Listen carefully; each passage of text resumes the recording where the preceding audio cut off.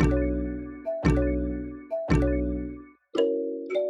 guys, welcome back to my channel. It's Aleja. Today's video is going to be a what's in my everyday purse.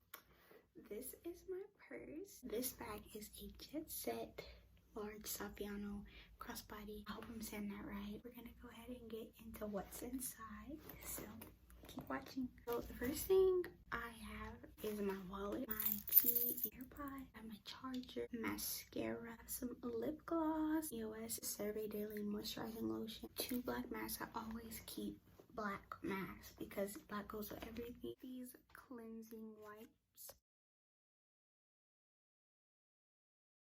gum. Little fact about me, my favorite gum of all time is Polar Ice. Pack of wet ones. Got this from Target. I have been seeing it everywhere on TikTok, so I bought it. Hand sanitizer. This is pretty much self-explanatory. I'm gonna move on to the back pocket.